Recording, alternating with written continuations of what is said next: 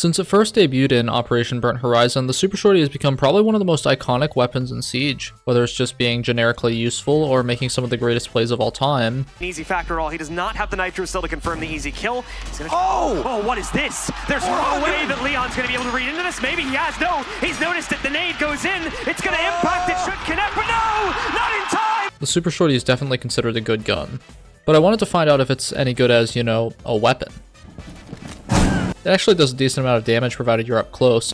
That's a lot of damage! And you can use it to hold angles pretty effectively. We have been eliminated. At least sometimes. But do the inconsistencies hold it back from greatness, or is this thing actually the truth? That's what we're going to find out today. Our journey begins as all journeys do, with pain. Suffering even.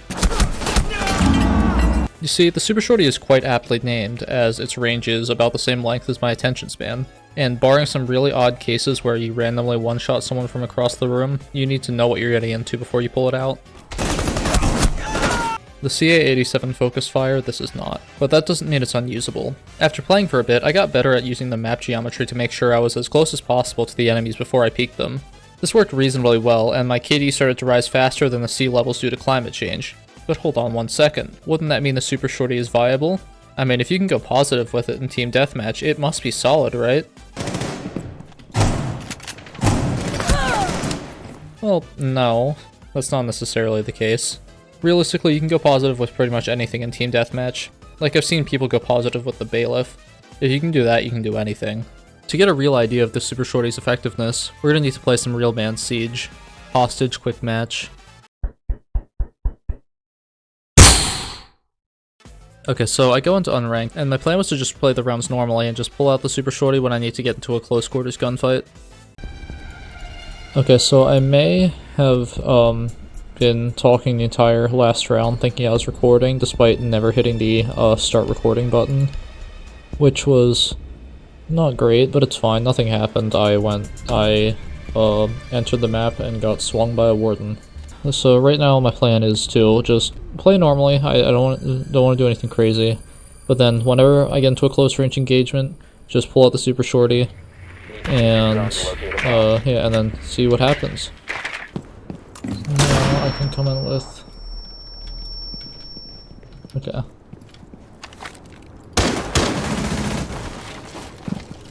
I'm totally gonna do this. It's a ballsy play. Oh yeah. Oh my god. I should have stayed facing that direction. One friendly operator remaining. What is Buck doing? What is his plan? Does he have a plan? No, he did not have a plan. Okay, well. In that scenario, I mean, okay, so I got a Super Shorty kill. Great, but a couple things. He took 2 shots. And then it only downed him, which is not good. That's quite bad, actually. The thing is, if I had a regular, that's somewhere where if I had the UMP, right? Well, not UMP, sorry, the Para out, I would have killed him in like maybe 5-10 bullets, let's say. If I kill him in 5-10 bullets, and I still have 21 bullets left in the mag for when Thorn swings. So I think, like, I was probably dead either way, unless I like ran, but like, I think that's a net negative for the Super Shorty, so okay, we'll add that one to the tally. Super Shorty time.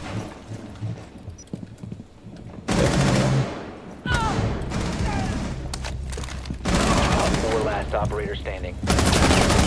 Oh my god, let's go. I did it. I got a kill with the Super Shorty where it actually made sense to use it. Like, I probably should have been headshot there, but I'm not gonna worry about it. That is a situation where it probably helped, you know? I will take that.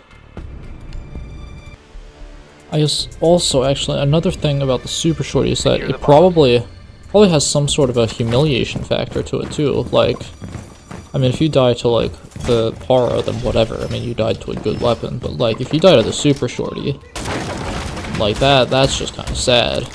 At least in general, it is. So I mean, realistically, maybe Maybe that's something to think about too. Someone's about to peek me.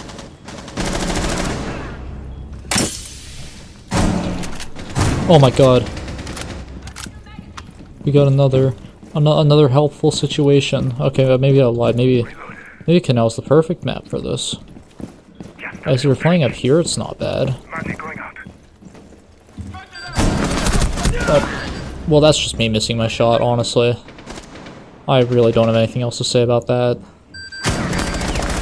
Yeah, he did not get hit at all. Like, that's not even the Super Shorty's fault, that's the fact that I have bad aim. But now here's my plan. Well, so the plan is to just do stuff with the castle barricades downstairs, right? And then I go upstairs and hide behind that box near the entrance upstairs. So I think that's the plan, because that's what I usually go with mute, because then they can't drone me out, and it works like 95% of the time. But I think it should still work with the castle. I think as long as they're not like super heavily droning. Oh. No, they're right here. He's droning.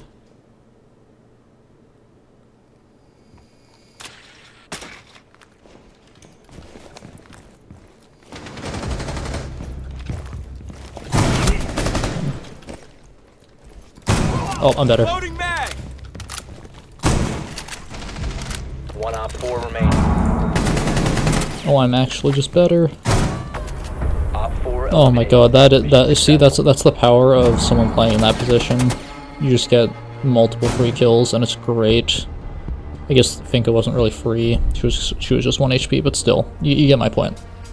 That spot right there, I've probably won many rounds just by playing up that. Because like for example, they send in a fuse, right? Like, fuse is pretty popular on that site, and you just kill the fuse instantly, and boom, zero cluster charges for anyone on site to worry about. Or like maybe a buck they send in first, or even thermite, so that then they can't get the hatch, which is what happened there. So they couldn't get the hatch because thermite's dead. But yeah, that's super shorty. I mean, really any close range weapon works there, which I guess, to be fair, any close range weapon works anywhere the super shorty does. That's kind of the whole thing.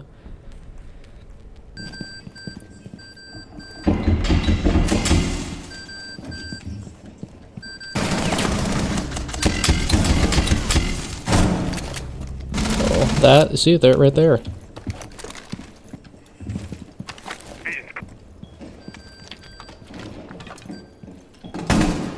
Oh shoot, I didn't realize that hatch was open.